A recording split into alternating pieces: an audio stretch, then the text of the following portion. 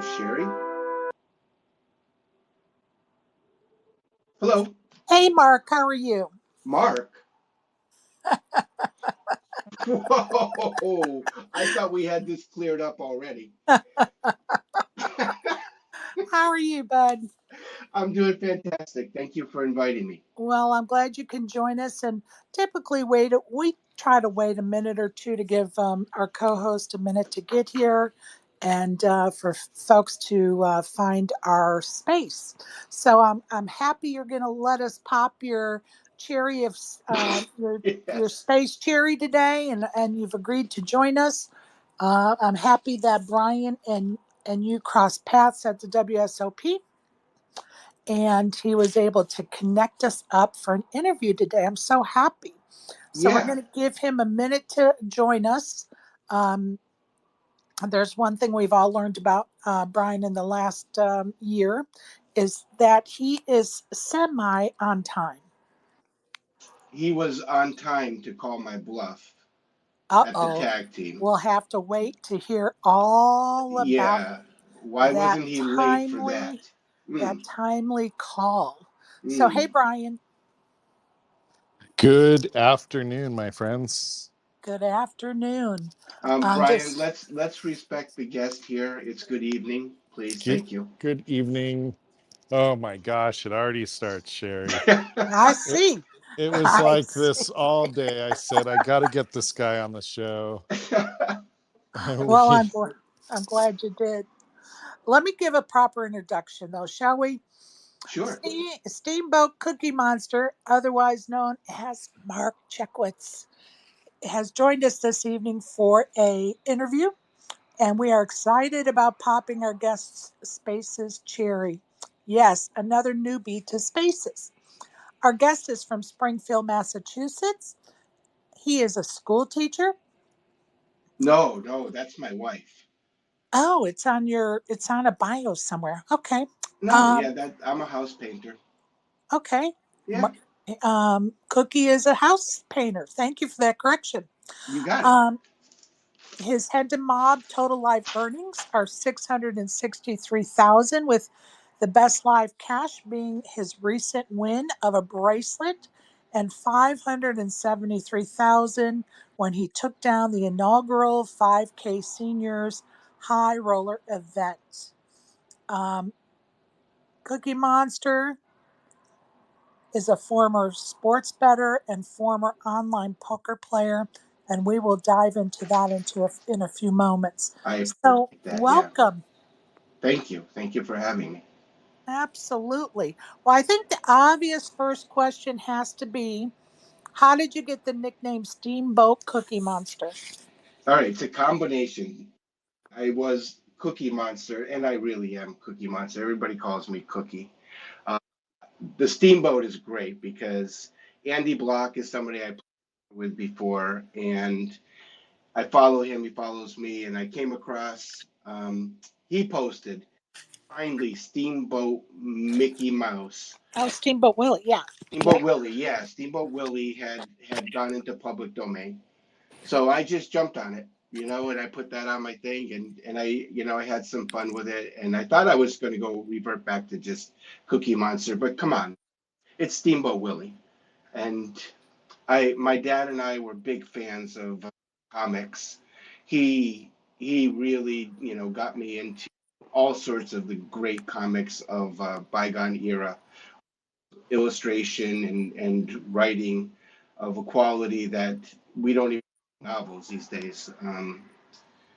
But Awesome. So I'm yeah, assuming you picked up one of the new comic books at the Poker Org Player Lounge. They've come I up with I a, did.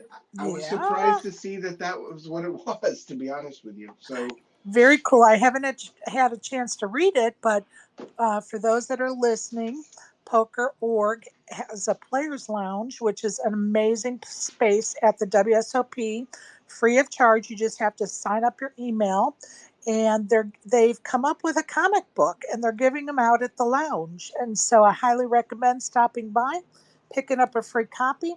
I have yet to read mine, but when I do, I will update you guys on it.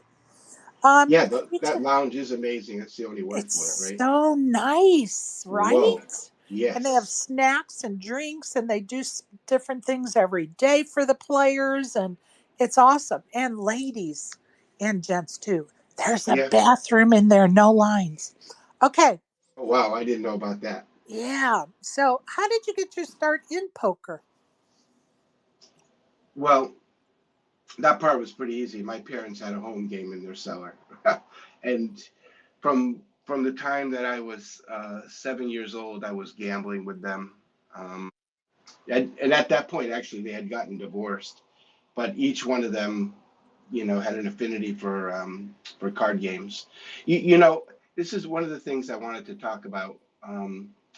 And I do on my Twitter account at Mark_Checkwicz, and I do a lot of work with this with the gambler's mindset and how to interact. That gambling becomes a relationship, and so often, our my family anyway inundated me, immersed me in it, and I really didn't think twice about it. But one of the crucial elements of getting hooked, for lack of a better word, was they would take me to the track and free bets, and I could never lose. I mean, I was literally playing a fixed game at this point. Um, and that reality, struck me many years later that, I really got a skewed viewpoint. But that being said, I love gambling. I just love it. And learning, um, you know, again, combine that with a relationship and a job and having children has been quite the journey. My wife is from Costa Rica. The last thing she wants to do with money is put it in a slot machine or, count on some random rectangles to be in my favor. Right, So, but that again, she's been she's been short of wonderful. And I think a lot of times gamblers forget to mention that this relationship often is with other relationships, like the time commitment. I just played poker for many hours. I right, mean, right, I'm neglecting everything in order to play really good poker. You right, literally can't think about anything else. right on. No, Yeah, I get it. No, I get it. And I'm glad you're touching on those points because I definitely was going to bring up your journey in gambling. Um, I know that you've spoken about it on other podcasts. Did you want to touch on anything else about your journey in gambling well, and the I'd fact love to that talk about the. Yeah, go ahead. you gave up sports betting and playing poker online um, to improve your own Yeah, life? so I love playing poker, and I have never ever stopped loving playing poker. And I've watched myself now on TV probably more than once, and I can see it. Like, I literally am having the time of my life. I did everything I believed I would do when the spotlight hit me, and these other types of gambling just drove me absolutely bonkers. I didn't believe in it. I found very specifically that betting on sports and online poker felt fixed. It always felt fixed. And the idea that I would put myself through that when I had no control over the outcome, absolute zero. Right, Um, just it made me want to, throw things through the wall. I'm not that type of person. But I remember slamming my computer closed over and over and over again. And I was actually a winning player because I was doing it back in the heyday. But there would still just be these flops and outcomes that defied all logic that never happened live. And people would say, "Oh, you're playing more hands online, so blah blah blah." No, I knew better. I knew right. better. And then, of course, you know, everything was borne out to be true. That Well, and I don't want to get stuck on the topic because I think we want to celebrate you and what you've done in the last couple of weeks. But appreciate that. the one, absolutely, the one thing that you said on one of the podcasts that I think would ring home to more people if they thought about it the way you presented it is gambling is not being responsible and you don't buy it when people say, gamble responsibly, because in its nature, it's not responsible. Oh, thank you for mentioning that. We have a Game Sense program here in Massachusetts. I have tried with all my might to connect with regulators to really stop this goofiness. Game Sense has this tremendous potential to reach gamblers in a way that will really help them connect and be better gamblers. But they're just complicit with the operators. It's so obvious to me that they just want to say, oh, just stay within your budget, be responsible. And I say to them, I said, you know what? I want you to take a look at your own lives. Take a look. I can tell you about my life. What in the world makes you think that the moment I'm going to become responsible is when I walk through the doors of a casino? It's like, this is Right on. not, yeah, Right on. that's not the Right on. moment I'm going to be responsible. I have a messy truck. I've got messy finances with my wife, full transparency. Like sometimes I'm just like winging it with parenting too, right? We don't know how to do things all the time the right way. And like the moment I'm in a casino, I found very specifically that a lot of times I was just escaping. And once I Right. identified that, then I started working with my friend Jamie Salzberg. He's at Jamie Salzberg on Twitter. We've been working extensively on myself on his behalf also as a team. He is somebody who quit gambling to develop a Be a Better Gambler program that identifies that concentrates on self-awareness. Why am I going to gamble? And like this journey to Las Vegas, I put this together so I thought this through for months, whether I was going to do this or not. And I know that I'm a good poker player. But every puzzle piece had to be put together right back home before I was willing to do it. That's a Right lot of on. money. It's a You lot of had to money. get your affairs in order, right? As they say, Yes, so you could have a correct. clear mind to focus on the hands in the present state of mind. So I totally agree with what you're saying, and I appreciate your candor and letting us have a glimpse of your personal battle with certain elements in your life.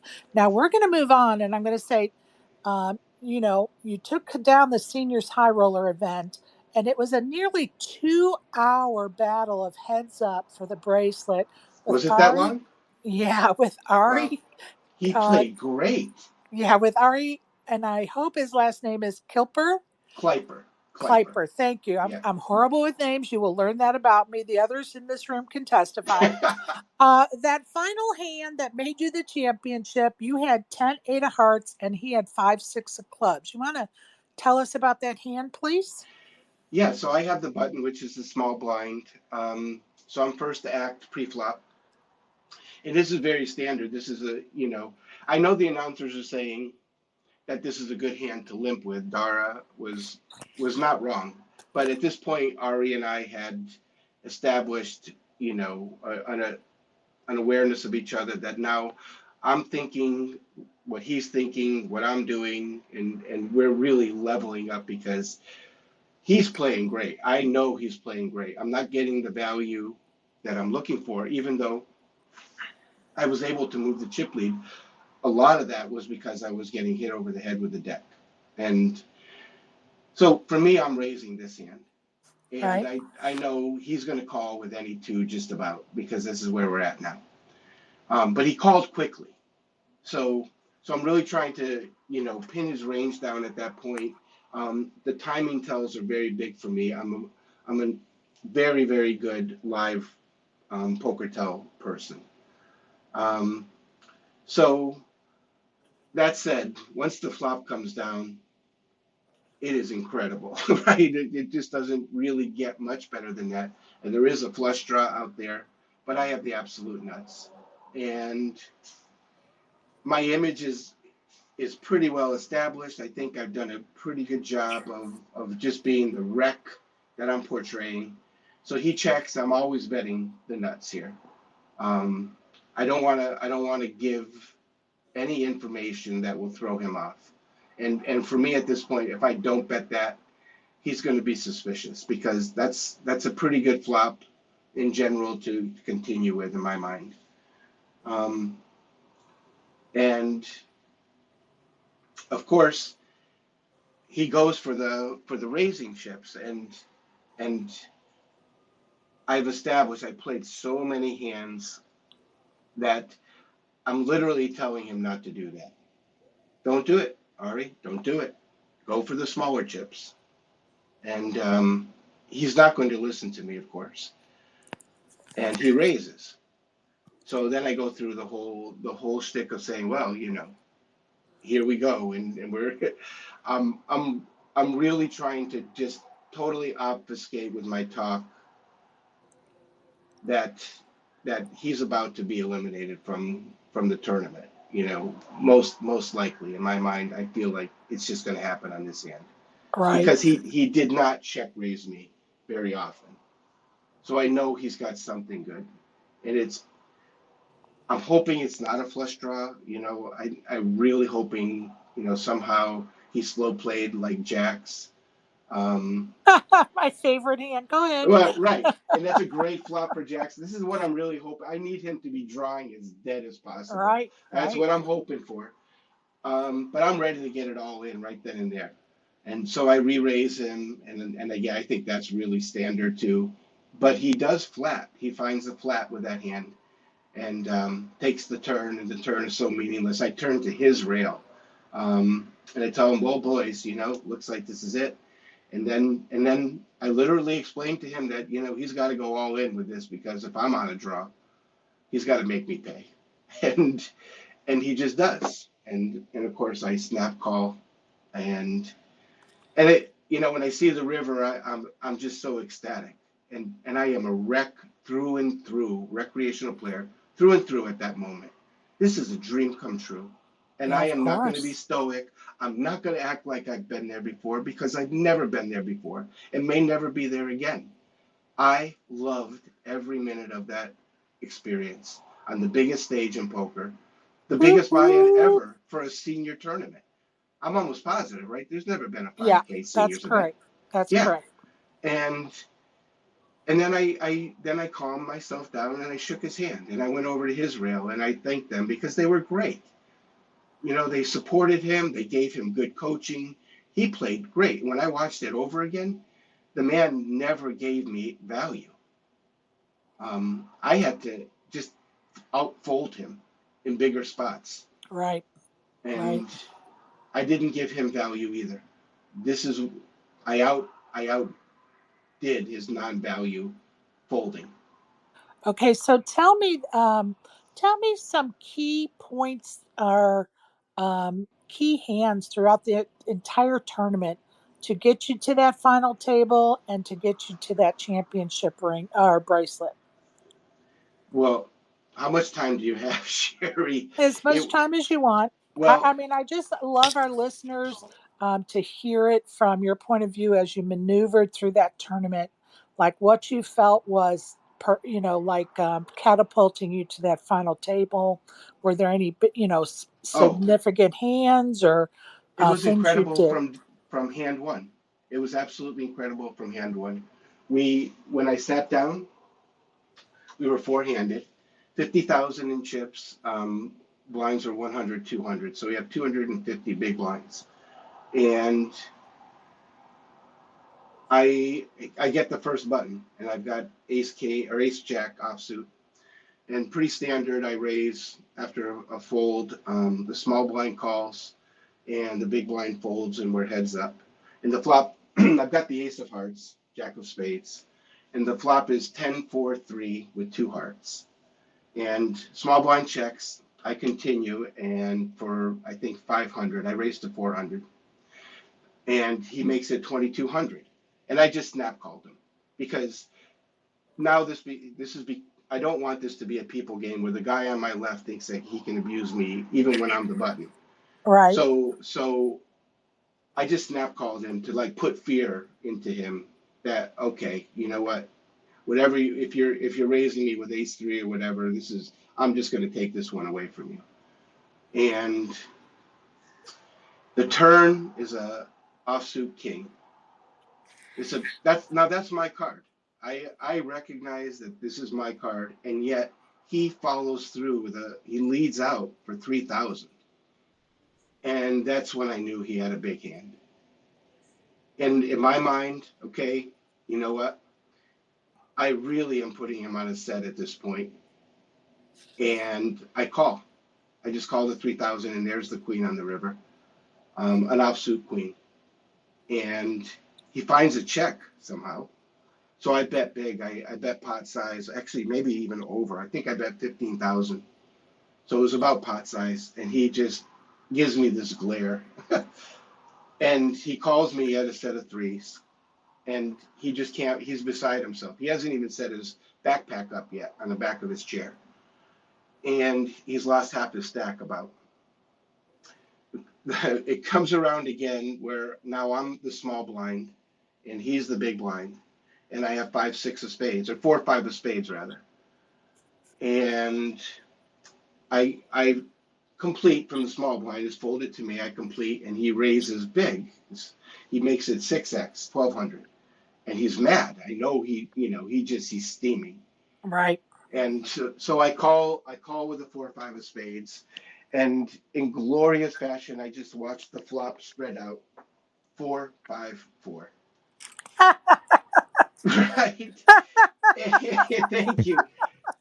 And I think destiny was on your side. thank you. Hard to believe it gets better in the first 15 minutes in this. I get all of his chips. I'll cut to the chase. I played it really well, and then I led into him on the river, and it was an ace on the river, and he hit his ace king, and he not only could he not find a fold, he went all in. Oh, Lord. Yeah. I snapped him, and he was gone. Merry Christmas. 5 hands, he was gone, and I've more than doubled up. His replacement sits down a few minutes later when I'm the big blind. He comes around again, I'm the big blind. His replacement is now sitting there, raises under the gun, and I have a 10-9 offsuit and a bundle of chips, of course. There's really nothing I'm folding to, probably for 200 more, and I call, but I don't call. The $100 chips and the $5,000 chips are like reverse images of each other. And I've thrown out, instead of 2 $100 chips, I've thrown out a 5,000 and a 100. And I've just made it 5,300. Right. And my hand goes for the chip. I made it completely obvious. I was such a fish. It's going to be obvious anyway. And so Right. he makes it 15,000. And I just snap called him too. It's like, look, I'm pot committed now. And That's I'm so funny. giddy. I'm telling you, at this moment, I'm just riding this wave, Brian. And honest to goodness, the flop is Jack 8-7 rainbow. Jeez. And that is That's funny. amazing. So you really started out with a little bit of luck in your pocket as a well. little. The rest of the table was just in stunned silence. The guy who replaced them didn't even know how I got the chips, but the other 3 players that were there were just like, whoa. They're texting. I can see them on their phone. They're texting their friends. I have 130. I didn't clean this guy out. I got 30,000 from him though. 130,000 I have in after 5 hands. Nice.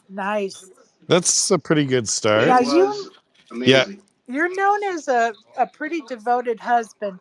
Can you tell our audience what you promised to do for your wife with your winnings? Oh, that part was easy. My wife is a grinder, but a school teacher grinder. And again, she's from Costa Rica. There's such a long story of how hard she worked. I would pick her up and take her to night school. And she was working 2 jobs. And she was paying, at 18 years old, she was paying 1/3 of the bills for her family, along with her sister and her father. But that was, her father said, we're not going to America unless you're going to, 18 years old. This is just the way he made it.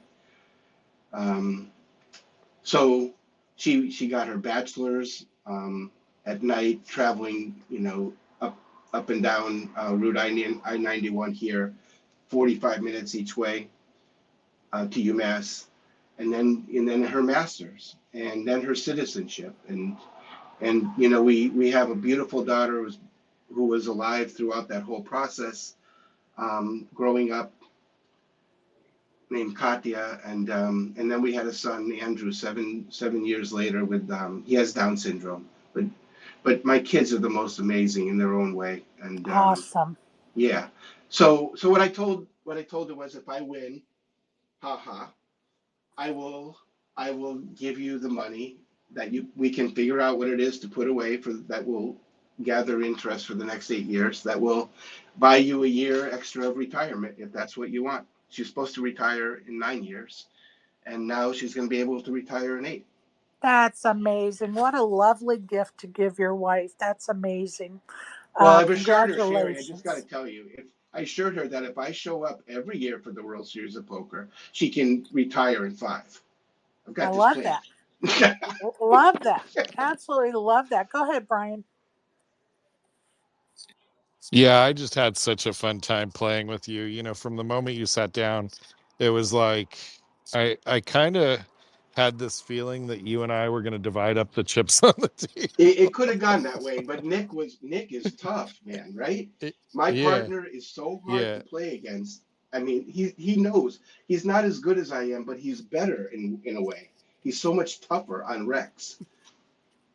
yeah. He played well, He's a but wild I card. don't know. There was just this feeling, and then you and I got in the hand with the other gentleman, and it was pretty funny because I flop a gut shot, and I'm thinking it was almost like I thought to myself, if I hit this, I mean, I know I'm not going to take any of your chips. Like, you're just too good.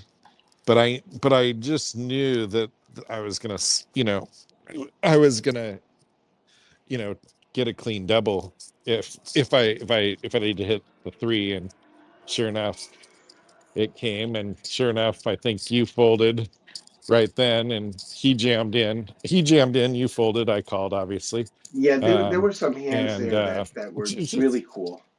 But you did pick off one of my it was bluffs just too, though. I mean, so, and yeah, that I knew better than to bluff that one because the third person in the hand basically announced to both of us that he had missed, and he had taken the lead on the flop.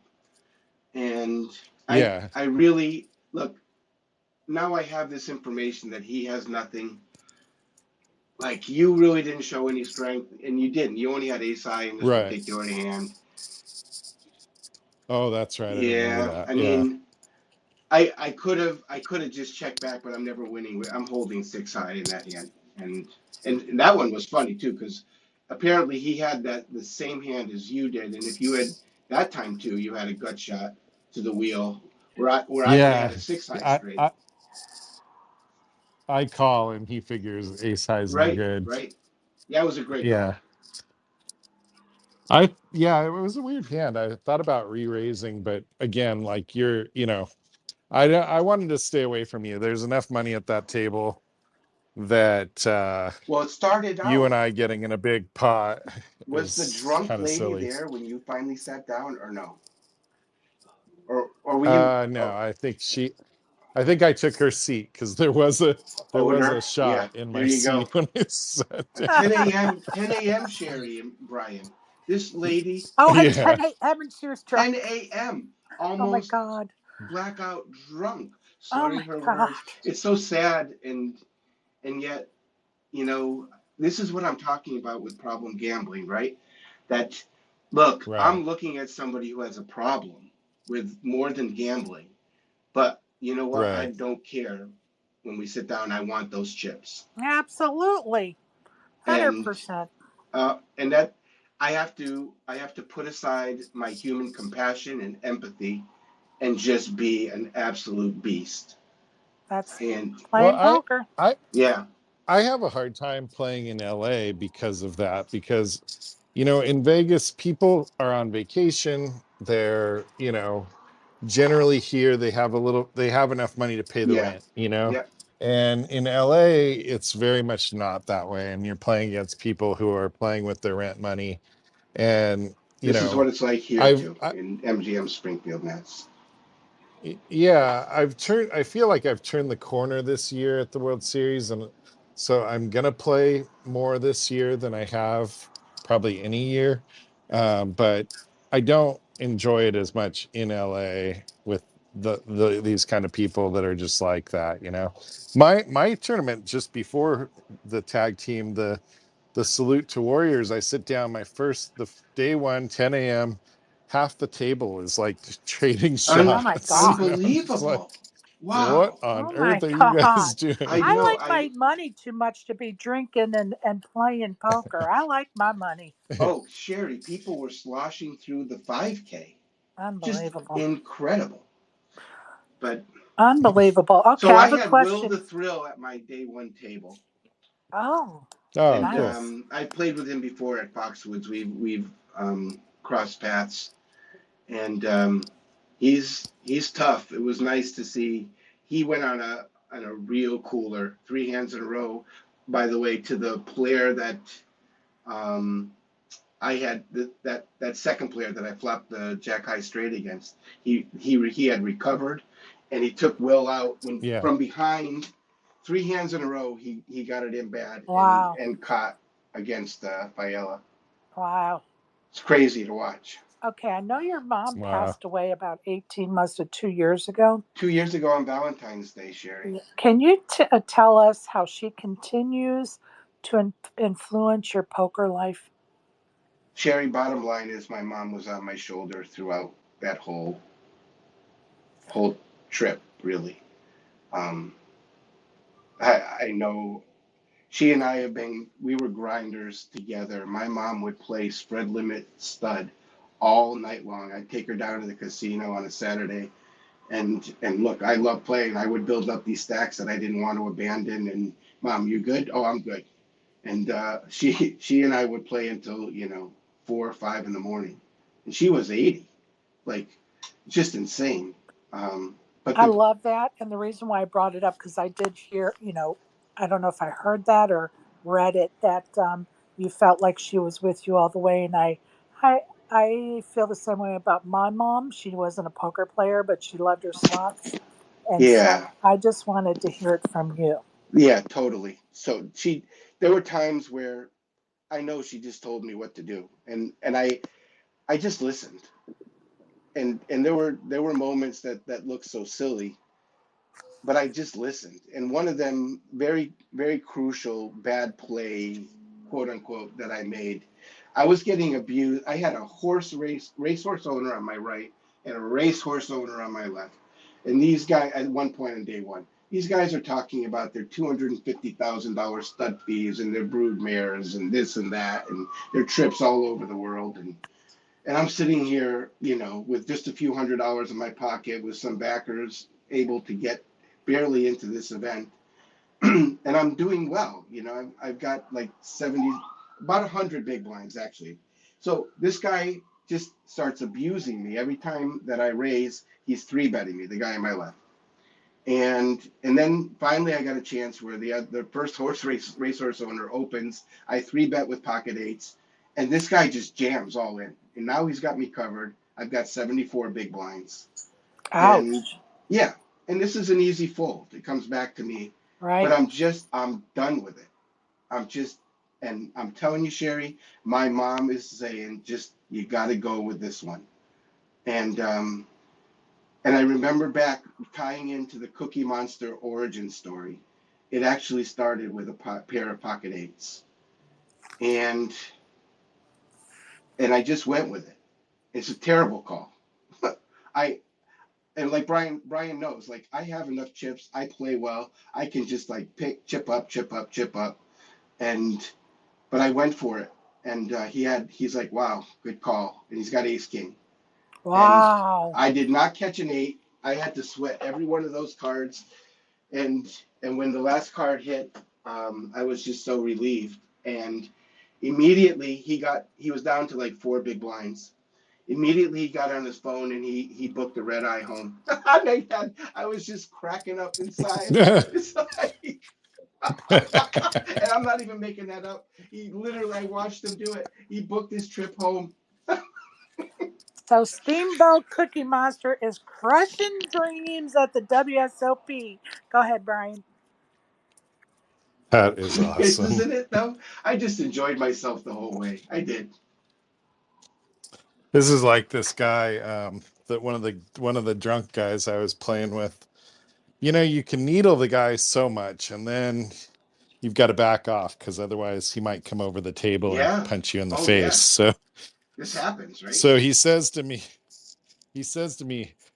I've never cashed, but my dream is to make level 9, and here we are in level 9, and I get all of his chips, and and, But he's lived his dream. and Mark, it was all I could do to zip my mouth because I so wanted to tell him I'm so happy I helped make your dreams come true. I don't know how you held your tongue. I don't. I'm. Oh Uh, man. All right, let me introduce you to one of my other co hosts, Donna. This is the Cookie Monster. Do you have any questions for him? Hi, Donna. Oh, she may have fallen asleep because she's over in the UK, and Yeah, it I've is interacted, I think, with Donna a few times along the way. yeah, it's wee hours of the morning for her, It so she is, may yeah. have dozed off. Go ahead, Brian. You have any questions for the Cookie Monster? so are you gonna play? You're gonna play at Foxwoods mostly now. You're gonna play at Foxwoods mostly now, or what's up next for you? No, MGM Springfield. I live in Springfield, Mass. So, conveniently, Oh, they just built a casino with a poker room right where I live. My oh, wife that's is thrilled, awesome. by the way, Brian. It's like, Yeah, wow, really? How lucky are you, honey? I'm so thrilled for you. yeah. I, Our, I our, can sense our your wives nose are both growing. Oh, yeah? teachers. Our wives are both teachers, Mark, and my read is that they need the patience of teachers Thank you. to Because they put have up with two the extra two of us. children, or one extra child, rather. We can testify. We Yeah. can testify. Yeah. All right, And Mark, you gave. Can you give us a little short version of your experience in the crypto world? yeah, so together with Jamie, I, I came up. We're building this thing. I did a series of recordings with him that are still not published, and I'm not sure if I want them to do. But as I was taking care of my dying mom, I was recording with him every week and talking about the emotions involved. He was kind to do this with me, and um, shortly after shortly after she passed, we just really got serious. I had more time, and I was in a state where I just wanted to do something. I saw my friends, really struggled with the crypto, the rises and the falls, and I didn't know anything about it. So I said to Jamie, "Look, I'm going to do it for a year, and then I'm just going to be done." And I think he believed I could do that. And I said, but I'm not going to try to do it any way other than an average person signing up for bonuses, grabbing free crypto, and then putting money in. My wife, on the other hand, was pretty concerned. Um, and I tried to validate that concern. I assured her I would stop, but it gets ugly because crypto, and I'm trying to really trade profitably, and I'm finding, okay, it's 4 a.m. I'm driving myself absolutely nuts. 4 a.m. These coins are just going nuts at various times. I just got to be ready for it. Pile in and then get out, like within a half an hour or 15 minutes. Right. This is an insane thing. So I'm waking up in the middle of the night. She's waking up in the middle of the night. She's just worried about the way I'm going. And I really just I messed my sleep cycle up completely. But I stuck it out for a year. And you know what? I was profitable in crypto. I think I won or made like $100. And the fees that I had accumulated over the course of a year amounted to 4,500. So I lost $4,500. This was my, it's like paying for a course in college. Right. And Right. and I did the same with sports betting here in Massachusetts. I went back to sports betting, and I found very quickly, some of the differences between DraftKings and FanDuel. DraftKings came right after me for a VIP program, and I'm pretty sure what they did was Google my name, and they found I had just won a poker tournament for 9,100, and that it's just too coincidental that they would reach out. I was just betting $25, and they're Right. trying to get me into this Right. VIP program. So along the way, Right. I just it has, I milked it for the bonuses. Okay, I really played it up with this kid Tucker. Yeah, I just won 9,100, and I have all this other money. I'm just now I was half lying, and so I said, Tucker, man, this is great. Well, how much would it take to really? How much spending would are you guys looking at for the VIP program? He said, oh no, it's just about $10,000 a week of churn. And like, oh wow, you know, you're Yeah. trying Yikes. you're trying to get a guy who's been betting $25, a game here and there to spend 10,000 a week. Like that is just so predatory. And then the other part that I found and I still find obnoxious, and I can't get anywhere with regulators, is they ask people to recruit your friends. Like the last thing I want to do is get my friends involved in sports betting, which is so detrimental to mental health. Right. It's Right. And I did it. I stuck it out for a year, and I tell you, I enjoyed some of it. I found out that I love betting on golf. I still do. It's for whatever reason. I don't even golf anymore. I never bet on golf when I was sports betting before, but that is what I ended up enjoying. Um, Interesting. yeah. Very interesting. If you could change one thing in the world of poker, what would that be? Whew, that people really would just see it for what it is. I think it's too falsely alluring that you can be profitable. And I'm finding this with a lot of 30 something guys that I'm counseling. They still believe they have not let go of the fantasy. And they Right. see people who seemingly are making money playing poker, but look, people will see that I won $573,000. I had 30% of myself. That's just like small potatoes compared to this one owes that one, and that one owes this one. Right. And people, the pros that we all know well are sponsored. They Right. have all sorts of deals where they're making money on the side. They've And they have sold to books, do and makeup. yes, it's all built on a house, literally a house of cards, Yep. right? So 100%. the one thing I would change would be somehow to make it completely transparent so that every young guy understood it ain't happening. Like honestly, Sherry, Brian, I buy in for the minimum when I play 1, 2, and 2, 5. I do because my whole theory is I'll let everybody else bring the money to the table. I can wait. Right. And I'm going to say it's not only young men, it's women as well. Well, So, it's happening that way. And yeah. honestly, I look at it and I see the people that we all know in poker. They're not married. They're not having kids. This is not normal. It's not normal. Right. Right. Right. I'm going to introduce you to one of our listeners, Cool Chick. And Cool Chick, do you have some comments or questions for our guest? Yeah. Hi, cool chick. Sorry. Hi, nice to meet you. I apologize, I was a little late, but I will go back and listen to the space. Oh, did I lose touch with you all or no? I'm sorry, Can, Steve, but what'd you say? No, I didn't hear cool chick, so I just want to Okay. let you know. Okay. Go ahead, Cool Chick. He cannot hear you, but I'll relay the question. okay, one is a comment. The fees on crypto have gone down, but I'm not suggesting that, go start investing. That was one thing, and then the other thing is, if you or what is the one most important you think advice, poker related advice that you received or most helpful? Okay, perfect. First of all, she wanted you to know, Cookie Monster, that and this is, and she said, not trying to encourage anyone to do crypto, but the fees in crypto have gone down. So it was more of a public announcement. Yep, And that's then, fine. and she wants to know what advice that you received in your poker life that you could pass on to us.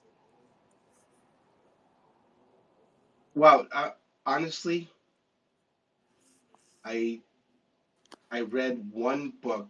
I mean, Doyle Brunson's, Super System 2. It was just amazing to me. As soon as I read, about 7-6 suited, I'm like, wow, this is me. This is how I want to play. I want to steal that dead money. But I don't. The one thing that really impacted me the most was reading Crazy Mike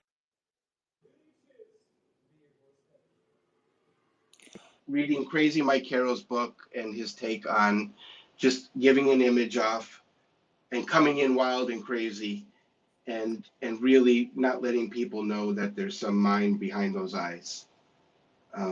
And that's really hard to do. And in the end, as I'm watching myself at this final table, I can see this is the culmination of 20 years of crafting this crazy image Right and on. deflecting any. I think some of my opponents still are quite unsure that I knew what I was doing. And I know the announcers took quite some time before the light came on that, well, I've just folded an ace heads up, you know, on an ace high board. And then I let the queens go. And again, these I just folded face up to him because I Right. just knew they were good folds. I had that much of a read on Ari. Good for you. And I get that, I get that, that it's a culmination of 20 years of playing poker. I kind of had that same feeling. Last week I played the ladies warm up event, Yep. and I ran deep in that warm up event. And I can remember thinking to myself, um, I was at one of the tables and I was staring at my opponent heads up, and I knew she was a newbie, and I was staring at her because it was her turn. So I just Yes. have Right. this dead stare at her, waiting for her to take her turn, right? Yep. And she is so nervous when she looks up and sees me. She panics when she sees me staring at her, and she Oh. becomes fidgety and blah blah blah. And she's trying to decide what to bet, right? Or if she's or checking or whatever. And she, she is tanking, but she is fidgeting. And she finally says, "You're making me so nervous. Why are you staring at me? Why are you staring at me? It's making me so nervous." And I just simply said, "Because it's your turn." I mean, and guess what? You better believe anytime I was in a hand with her from that point forward, I was staring at her. I mean, Yeah. I'm going to use my tools, right? And Yes. as innocent as it started out, it definitely rolled into that's going to be my play now, right? And I see that we lost Brian. He must be having technical difficulties. I think he has something with his family, so he may be trying to get in the car and he'll hop back on with us. I'm not quite Well, let sure. me give my big secret then while he's off. So, Yes, go yes, for it. okay. You know what it is that I actually I made people like me. And I don't go on my phone. I really pay attention all the time, but I make most people like me. And I think there's just this range of hands that when I raise, if they didn't like me, they would call with and try to take me out. And they won't play back at me in a certain range too Right, because they right, just they like me and they're having fun with me. I made it feel like a basement game. I really right. did. And that's kind of my, I think I kind of stumbled into that type of table presence as well, that I'm always just trying to have fun, chipper, Yeah. say some crazy remarks or whatever. Because I really do just want to have fun. I love to play Right. cards and I do want it to be fun. I do not want to sit at a table where everybody's like staring like they're ready to kill you, or, or start the place on fire. Like, let's have fun. We're playing poker, for God's sakes. Right. Uh, and, Right. I It's get a game. yeah, I get it. No matter I, how much I you're playing for it, it can't stop being a game. Exactly. Can you tell us, have you played it with anybody that you were starstruck by? Yeah, James Woods actually. Oh, I He long for the day I play with him. he played at Foxwoods pretty regularly, and I just found myself, at his table one day, and my mother and I were just really big fans of his acting. And for me, like Once Upon a Time in America is just one of my all-time favorite movies. And but he was just so, so non-assuming, or I think that's the right word. Um, and he, had posed for pictures with my mom, signed something for her, and Oh, how he was great. nice. He was great. I Now, don't agree with him politically, but he was oh, great. hey, to each his own. Yeah. Oh, I feel that way very strongly. Yeah, to Absolutely. each his own. Yeah. And is there anybody that you haven't played with that you long to play with, or would really I want to play I will. against? I don't actually, but I will Okay. tell you that at one point way back when I played with a very young Vanessa Selbst, and Oh, nice. she was a firecracker, and I poked the bear because I could tell she was drinking, and I mean I think that's pretty well documented that she used to drink too much. But Right. I knew she was good, and for me, once I know you're good, I will out you to the other players, and I will poke the bear pretty hard. And she really, it was so much fun to play against her because she's tough. But Right. but once I poked the bear, really, I mean, she just wanted to come after me, and that, she was really young then, and that's you can't do that at a poker table. Like this is why I was able to eliminate a guy in 5 hands, because You got in his head. I did. I got in his head. You beat him in his own mind. Yeah, I'm going to and introduce you to another longtime devoted listener, ASG. Do you have some questions or comments, sir? Sure. So, yeah, I only watched the last hand, so I don't know how much it's like part of your game. But I was wondering, like, since the quote unquote Jamie Gold rule has have you has anybody like said like, oh, you're violating that rule with some of your speech play? I found it to be quite interesting that nobody intervened at any point. I was waiting for it to happen. Um, yeah, I'm All well right. aware. I'm well aware that we're supposed to be only heads up for the win before you're talking about the hand, and I just sort of kind of danced around it along the way.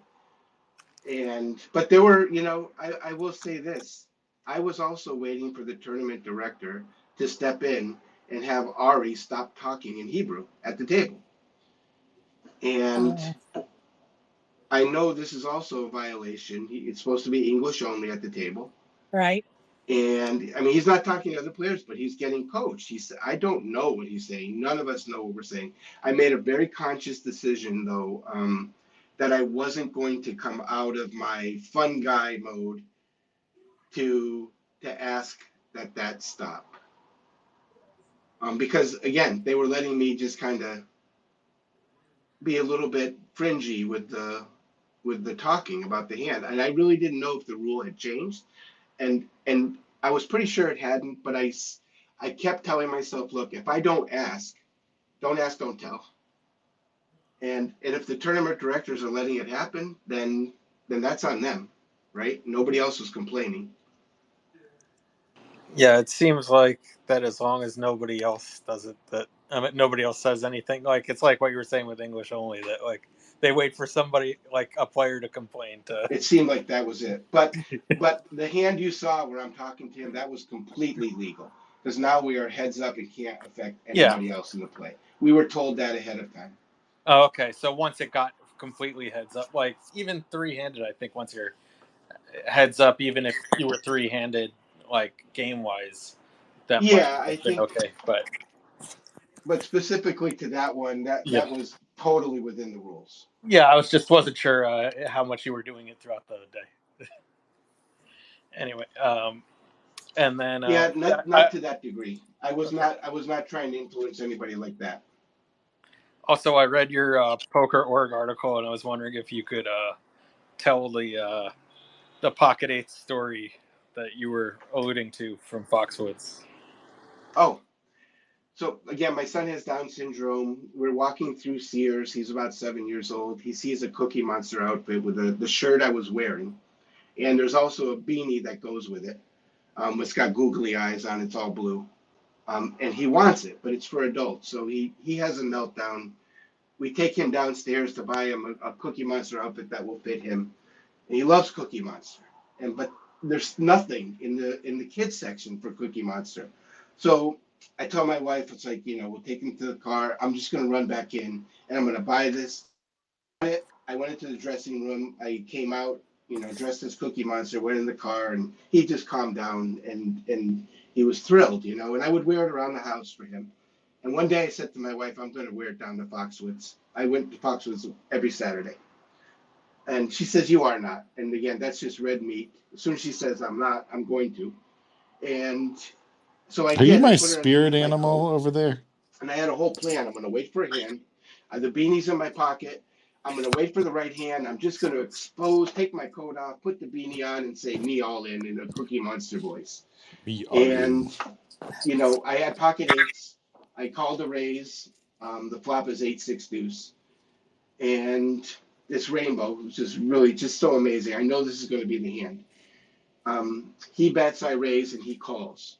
So I'm not putting him on an overpair because Foxwoods old guys, they always re-raise. And there's the ace on the turn. And I bet he raises, and this is my moment. I take off the coat, stand up, put the beanie on, and I do it. Me all in. And the guy snap calls me with pocket aces. And so I'm set under set at this point, and the table erupts. Everybody's coming from other tables to see what's going on.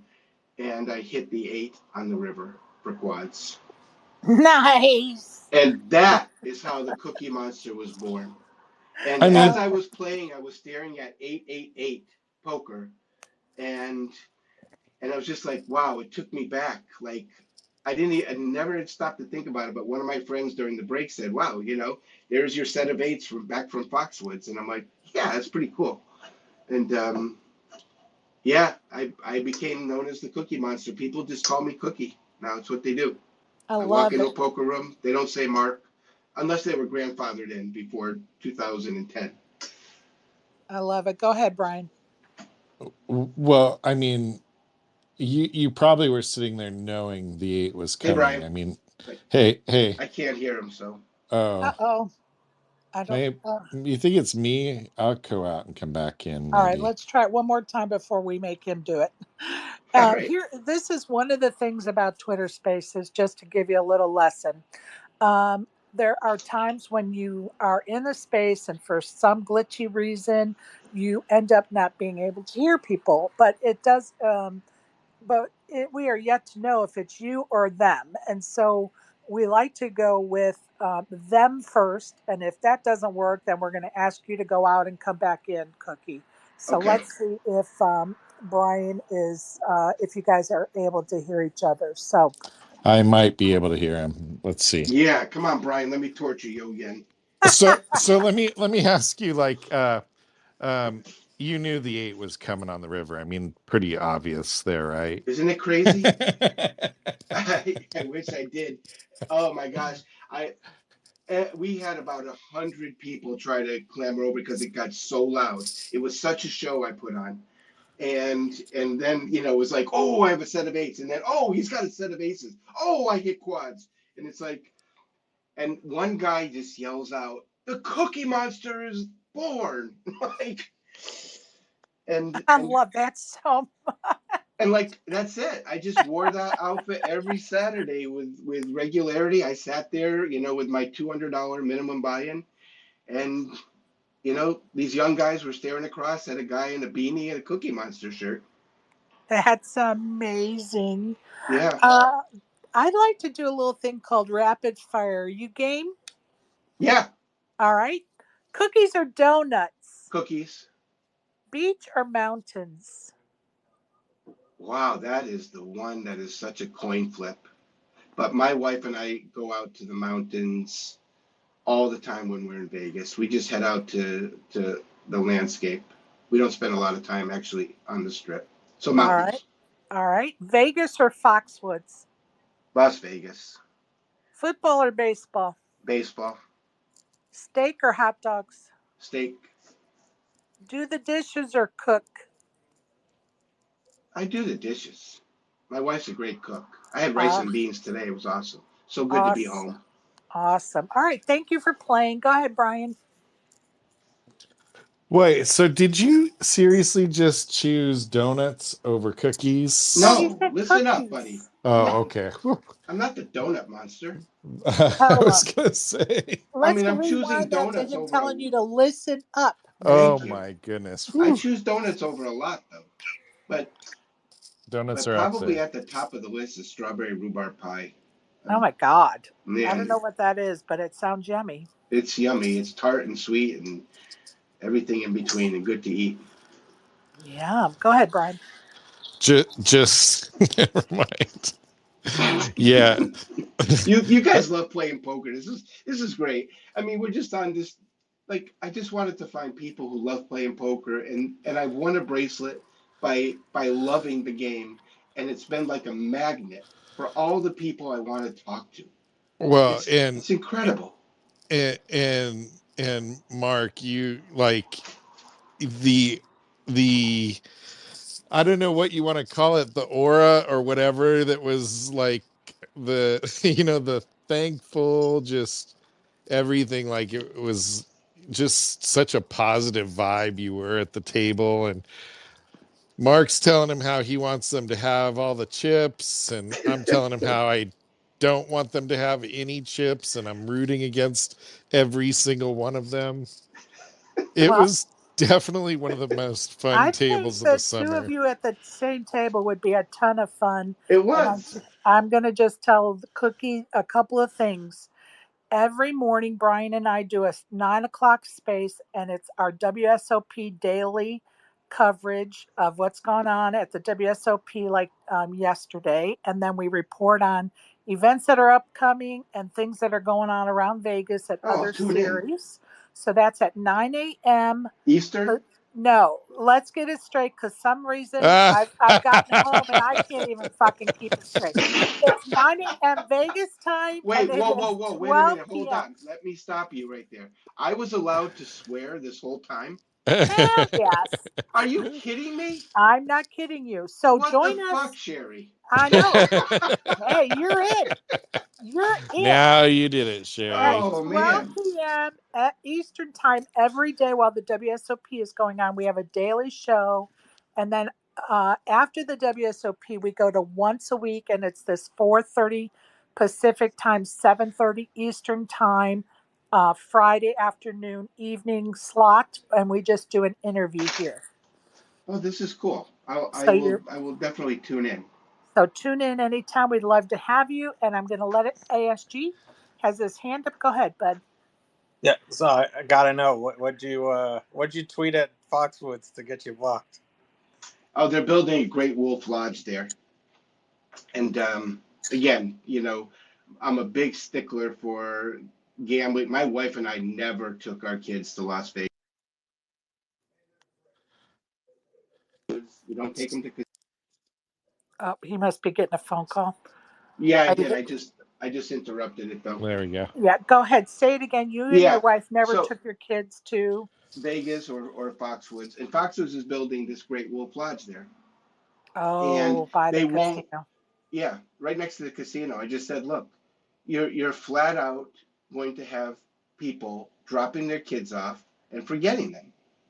Like, this is just how gambling works. I know I don't think about my family when I'm playing poker, when I'm gambling. Right. I can't. I literally can't. And I have had to put lock screens on my phone to remind me we need a refrigerator, um, so that I can just come out of that fog and like, okay, I'm up $1,800. I just need to quit. We got to go buy a refrigerator, and that's the end of it. Otherwise, 1,800 is not enough because I don't want to leave another 1,800 on the table. I am like part degenerate, and I recognize this part, and I need to interrupt it. And I've just developed all these strategies. So I say to him, it's like some comment about you know that about if you really if you really cared, you would never take the money for putting a kids park right next to a casino. You just wouldn't do it. And so Foxwoods blocked me, and then they told Foxwoods Poker to block me. I'm sure of it because it happened in that order. Like, okay, you know what? I spent thousands of hours playing there. I made so much rake for that company because people want to play hands against me. This is just fact. Like, Well, I and raised, go ahead. everybody wants to call me with this hand and that hand in the cash game, and I made money for them. Right. And I'm just going to reiterate something that I have mentioned in spaces before, especially for folks that really are not, that maybe are even play less than a rec player. Maybe they only play it once every 6 months or a year or whatever. And you're not really involved enough to realize that you have to be careful what you say on social media because it can cost you a banning. And, whether that's joking about, an operator donating pizzas to a meetup game, or Yeah, whether yeah, that seen it. is talking about a wolf lodge going next to a casino because you're just giving your opinion on a topic, they will ban you. And so you have to be careful on social media what you're saying about our operators. And, it's okay to voice an opinion to a certain extent, right? There is a line in the sand. So everybody just needs to be aware. So Well, I'm and so maybe, glad and you you brought might be okay with that. Like, I mean, I don't Yeah, know. I Like, might you honestly know, I, because to me it's so much more important that people understand that their family needs to come before gambling. right for on. I sure. see wives with strollers. We've all seen it. It's just so gross. They're standing outside the casino floor, looking in, trying to find their husband. 4 a.m. in the morning. Just like what in the world? Well, what about the little girl that I remember probably 10 or 15 years ago out at Prim outside of Vegas? I didn't hear The this. the douchebag went in there and he's gambling, letting his 8-year-old run around the casino at 3 in the morning, and somebody took her and she isn't Uh, around anymore. uh, It's like, how on earth do you do that? So I Well, and I just saw a TikTok either this morning or yesterday where a baby was inside a vehicle in the parking lot for 5 hours, and the yeah, police are there because somebody called, and the mother is running out. Now, mind you, 5 hours at the very yeah. least that they know of. And here she comes running out, like, what's the problem? And they're like, what do you mean? The baby's been in the car for 5 hours. Well, I was trying to get her father out, find him in the casino. 5 hours? Yeah, Wow. let's worry about the baby, you dumb shit. But anyway, ASG, did you have any more follow ups? Yeah, they just blocked you on Twitter. They didn't ban you, right? Yeah, exactly. That which is fine. Yeah. No, I just I heard don't want to banning. give I them was my like, business. really? Honestly, I played in the last before they blocked me. I had played I think 5 of their $500 Sunday tournaments over the course of 2 years, and I won two of them, and they all like me down there, but I was just stating the obvious, and honestly, there's so many dark sides to gambling that we're not helping anybody by hiding these things. MGM Springfield, there are people who jump off the parking garage. I don't know the number. I didn't mean They, to hit the laughing emoji. I meant to yeah, hit no, I that one. understand. Yeah, you can take that one back. But my friends literally witnessed one. They were coming down the exit ramp, and 40 feet, 40 yards in front of, or whatever. It's a long exit ramp. Somebody just jumped, and oh my gosh. never made the media. And I know people well in the Game Sense lounge. I started talking to them because I had just torched somebody at the poker table an hour before then. And I really, for the first time in my life, I started thinking, what if, I hear you. yeah. And I so, hear so you. I went to the game sense advisor, and she's like telling me this story that she had to give somebody the bad news that he hit a jackpot at a table game, but he had self-excluded, and he was like 1 week short of coming off that self-exclusion. Oh, And he couldn't. So she's thinking it's oh, him. I'm thinking it's him. And both of us just commiserated. We didn't know. oh. But there was no police report, and there have been multiple, of course, that have, and we know, quote unquote, that people commit suicide in Las Vegas hotel rooms. They get pulled out in public areas. And this is just, I think people need to know that. Right. We do need to keep people aware, and Brian and I are definitely on that boat, and we have definitely spoken out in the past when I we've appreciate that. It's uh, just, we need to be honest. yeah, we I do, have, and we need to, even, and I'm not saying that this is the level Brian, you know, we were goofing around with Brian a couple of weeks ago because he was goofing around with us about not going to graduation or going to graduation Yeah. late, for his daughter's graduation. We're yeah. like, we will come and hunt you down. Like, don't even goof around about that. No, I know. yeah, So we never. goof around, but it actually happens. And Yeah, and we were goofing around for sure, but right. we do try to make people aware that it's not all rosy, and Brian's really good about explaining it and putting into terms and words that I hope are ringing home to some folks. Yeah, if Oh, you're not supposed to be there, then you shouldn't be there. And and certainly I've if been you that person, Brian. I've been if that person. yeah, and it's you can turn that around at any time, like it doesn't have to always be that way. It sounds like you've recognized that and taken steps not to be that person, right? Yeah, I build in. I found that I I really do have willpower just to say I'm not gambling for 6 weeks. I don't know why I decided on 6 weeks, but I just did off the top of my head. I didn't think I could do 2 months. I knew I could do more than one. 6 weeks sounded good, and so I just wouldn't gamble for 6 weeks. And my wife again helped, and she said, "There's no way you can go 6 weeks without gambling." And she knows all the buttons to push that one. She really does. Okay, lady, just watch me. And and yeah, I just came back totally refreshed each and every time. Each and every time. After my mom passed, I took 6 weeks off. I mean, Wow. it was so clear I shouldn't be doing any gambling at that Yeah. point.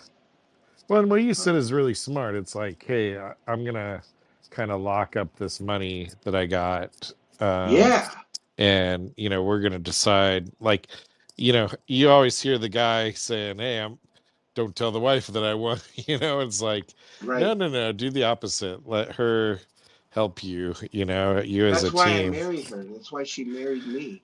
And the last thing I'll say in that subject, there was one guy at the table who shouldn't be there. He knew his wife told him he promised her he wasn't going to gamble, and he's there, and she's calling. Oh, my wife just keeps bothering me. I said, Ray, I said, you stop and think for a minute.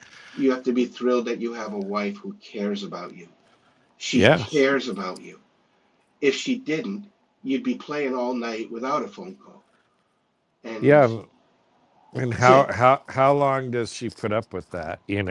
I don't know, but I So got him to go home that day, and that's awesome. and he's like, yeah, yeah, Cookie, you're right, you're right.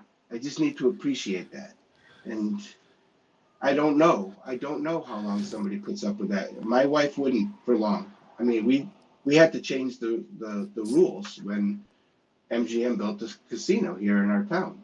Um, Yeah, just the way it is, and I don't know. And again, I'm profitable. This is goofy. Now I can actually say it for sure. But right, but I was, I'm a house painter, so I would play 3 months out of the year, semi-professionally in poker. right. And I like to, I'm a people person. I got to know it's just tough because I know people are hurting, but I still want to beat them. But I'm also trying to get them to stop playing. Yeah, And and like, I don't care, but once you get cards dealt to you, I'm coming after your money, but I will try to help you leave between hands if I can see you're in distress. Right. But don't take a hand, because that's it. Game off. I mean, You're right. I'm coming after Well, it. well, no matter what like it's kind of like in the tag team, this father and son sit down, and I know I've got the best hand on the river, and I'm thinking to myself, this nice guy, serviceman, father, Oh.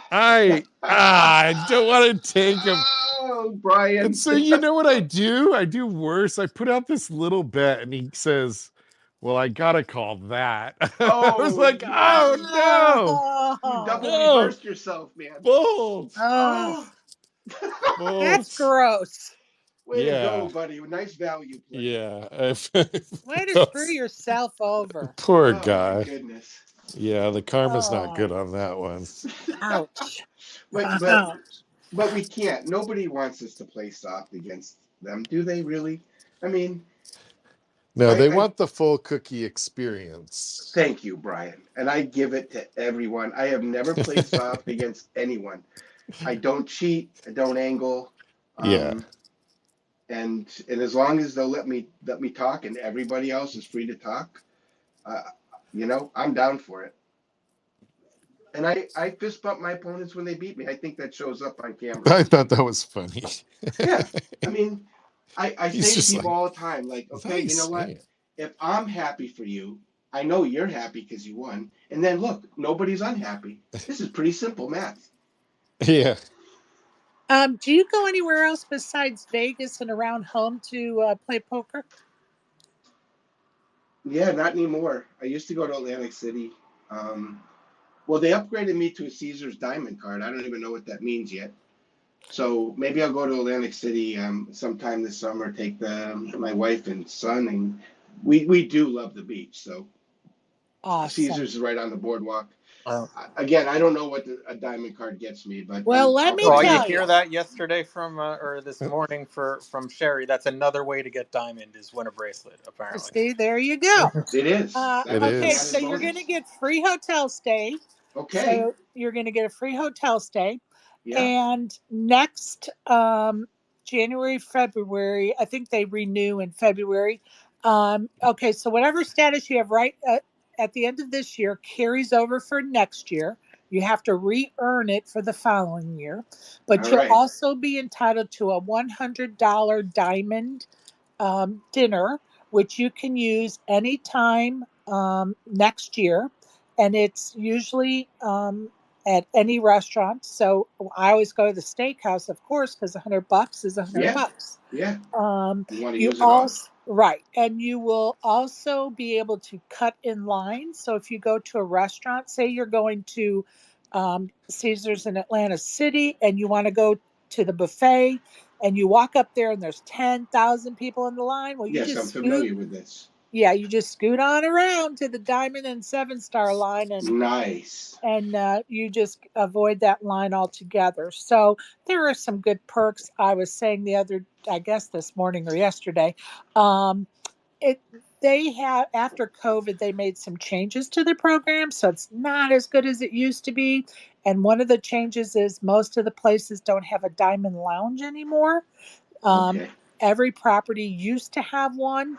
I have kind of lost track of who still has one currently, but they typically served you like little hors d'oeuvres. And of course, you could get the top shelf liquor in there. And that was only for Diamond members could go into that lounge, and you could bring one person with you. So that you'd have to check with each property separately because like I said, I've lost track. But there are definitely some perks Yeah, I'll have to check it out. for sure. And next summer, when you go to the WSOP, book early so you'll get free hotel rooms instead of discounted hotel rooms being a Diamond member. So my card says it's going to expire in January, but what you're saying that will renew for an extra year, no Yes. matter. Okay. Yes. Yep. Okay. Yep. That card will, because it's just the turn of the new year, so to speak, as far as they're concerned. So you just have to get another card printed with the updated 2020 5. Yeah. 5 on it. And then, but for 2026, whatever you do next year is what you'll be in 2026. Gotcha. So Okay, there you go. this is actually a pretty solid deal, to be honest with you. And I'm thinking I can get that tier match with MGM too. And I think they're only doing it for a certain amount of time. It used to be like 12 months out of the year, I think. But this year, I think it's only 3 months, like like summer months. But just check on their website; they'll have it posted, or just check it. I will. I would go right to the desk, even if you're not playing poker right now because you're taking a break. It may be worth driving over there and checking at the players' No, I reward think we will center. because my wife's a teacher. We have the summer off. So Yeah. we may drive down. So it's 4.5 hours and 5 hours to Atlantic City, depending on traffic. It's not bad. Yeah, but I'm talking about matching. Oh, So matching. Yeah. Gotcha. I think it would be worth a trip to MGM to go to their reward center Oh, to I see if will they'll for sure. match before the time period that they may be doing it only 3 months is over. You see what I'm saying? I do. Okay. Now I see what you're saying. I'm not sure about the ins and outs of that, I guess is my point either. Right. Well, I'll So get back to you on that at some point to see if that works. yeah, let me know. Yeah, I will. Let me know for sure. Yeah. Okay, I'm going to go around the horn and see if anybody has any more questions or comments for our guest. Brian, it's you first, buddy. All right. So Sherry, I just saw Phil Hellmuth's entrance here on Twitter. Oh God, I gotta check it out. He's here in a karate outfit, and this makes me think: should we do like a Spaces entrance for me tomorrow? We can get all the. No, I'm just kidding. Only if you dress up as a banana so that Donna could be the announcer Banana. and That announce would your be entry. great. That would be. That would be. Here comes the banana. Here comes the banana. Banana v Cookie Yeah. Okay, for the title. I'm going to move on. Donna, are you there? I think she may have dozed off. God bless her. She's not been feeling well this week. I'm going to skip by her. ASG, any other comments or questions for our guest? No, just I guess you're not playing in the main from what you're saying. You're already No, home. I knew it on the spot when they interviewed me within 3 seconds of winning that I wasn't going to play the main. I felt like the say Apollo Creed in Rocky 1, right? There ain't going to be a rematch, and I actually kept my word. He didn't. Good for you. I love that. If you're listening and down in the goo and want to come up and ask any questions or make any comments, now's your chance to request in that bottom left corner. Cool Chick, any last comments or questions? I think this is one of my favorite spaces of your interviews. I've really enjoyed this, and he seems like So I never hear Cool Chick. a really awesome person, like just a nice person. Like I'm happy for him. Okay, I'm not happy for anybody else. Tell me I'm what sorry. she's asking. I'm going to have to relay what you're saying, Cool Chick, because he cannot hear you. And Cool Chick said this may be her favorite Spaces interview that we've done. That, what was the rest of it, Brian? That he seems like a really genuine I don't know if she person. can hear Oh, me, because but she said that you feel and seem like you are a real, genuine person. thank you. I use the word authentic, and genuine works though too, right? I just want to be who I am. And it was great to be able to do that. Again, how do you know ahead of time that you can do that? Even like heads up for the difference of 190,000. I never thought about the money. Never thought about it. I love it. Right. Oh wait, somebody is in the chat. Hold on, let me make sure there's not a. Okay, so Bathwater for Buy-ins has says here is a question to add to our rapid fire, and that is shower or bubble bath. Shower. There you go. Yeah. You just heard I'm a Bathwater friend of for Slay Abides, Buy-ins. shower. I mean, I showered. I wish I could tell you about the hand I showered him on. This is how we met. Do I have time to tell you about that Of hand? course. Go Oh, ahead. Slay and I have become good friends now. It didn't start out that way. It never does. I got I moved love from a Slay. must move table to his right, and I'm in the big blind. I've got about $800. He's got a monster stack that he's built up over the night, and he straddles, and it comes around. I have 2-3 offsuit. I complete the straddle, and he raises. He knocks everybody else out. The limpers out. He raises to 40, and I call 40. This is the fish that I am with 2-3 offsuit, and the flop comes 10-7-3 rainbow, and I check. He bets. I call. King hits the turn, so it's now 10-7-3 king. And I check, and he bets big. And just on the spot, I put him on ace queen. It didn't feel like he was looking for value with his king. It looked like he was just trying to get me to fold. I call with my 3, and then the 7 pairs. I check. He goes all in, which, I'm effectively the one all in. And I snap called him with bottom. And he lost his mind. He had exactly ace queen. I said to him, show me the ace queen. He just looks at me, and he has to show. And I turn over 2-3. And he just lost his mind. He racked up. And then he's on Twitter with Jim Campbell, Jay Camby. And Jay Camby's a friend of mine by this time, and I'm looking at all the comments that I'm seeing finally. Camby doesn't know that it's me. Slay is just talking about some Yahoo that did this or whatever. And like in the DMs, I'm telling Camby, don't you recognize Cookie Monster when you see it? Well, just a heads up, Slay is a regular here in Spaces, and we love Slay. Him. So love him. The fact you're giving us a great Slay story, and I all of us could imagine him losing his. Yeah. Yes. All of us can imagine him losing his ever-living fucking mind after that hand. Thank you. Oh, I love Slay. Oh, I love him too. He's, again, authentic, right? Yes. He is face up off the poker table. Yeah. Yes, absolutely. And wishing him well. He's still in Vegas, of course, and going to do his main event. He was nice enough to come out for my bracelet ceremony too. Oh, that's awesome. That's nice. I love the guy. That's awesome. Very cool. Well, it has been such a fucking pleasure chatting with you today. This is so funny. I just see this tweet from David Yevadov. He says, sit down next to Slay, renew my subscription, get in 5-5 versus 10-10, and bank the 5 on the turn. Remember to subscribe, boys and girls, especially before the main. Oh, there is no better advertisement than that for Slay right now. I gotta say, to be fair to my man Slay, I subscribe, and then boom, bracelet time. I love it. I love it so much. Well, Cookie, we're going to let you off the hook and let you go enjoy the rest of your evening. Thank you so much for joining us. It's been a pleasure. I look forward to you joining us in the future anytime.